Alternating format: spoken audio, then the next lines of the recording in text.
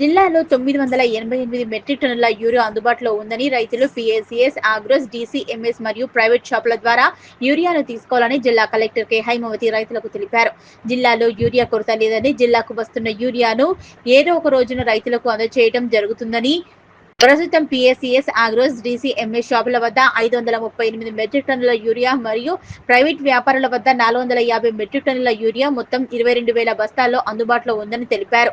మరో 2-3 రోజుల్లో 3,000 మెట్రిక్ టన్నుల యూరియాను ప్రభుత్వం సరఫరా చేస్తుందని, రైతులు ఎలాంటి ఆందోళన చెందకుండా తమకు అందుబాటులో ఉన్న ప్రభుత్వ మరియు ప్రైవేటు షాపులలో యూరియాను పొందవచ్చని జిల్లా కలెక్టర్ జిల్లాలోని రైతులకు సూచించారు.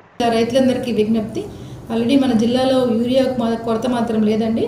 ప్రతిరోజు మనకి వచ్చే యూరియాని మనం సప్లై చేయడం జరుగుతుంది.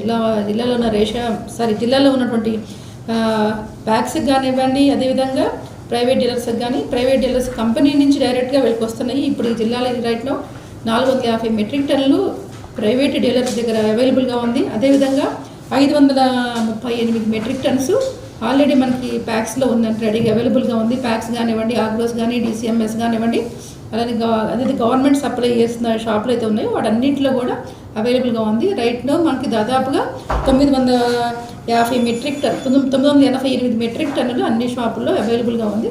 దయచేసి రైతులందరూ కూడా 22,000 బ్యాగులు అవైలబుల్గా ఉంది. కాబట్టి మీరందరూ వీటిని ప్రైవేట్ డీలర్స్ నుంచి కానివ్వండి, లేదా అదేవిధంగా గవర్నమెంట్ షాప్స్ నుంచి కానివ్వండి, పీఎస్సీఎస్ కానివ్వండి, అగ్రోస్ కానివ్వండి, హాకా కానివ్వండి, డీసీఎంఎస్ నుంచి కానీ మీరందరూ కూడా యూరియా కావాల్సిన వాళ్ళు తీసుకోవాల్సిన కోరుతున్నాను.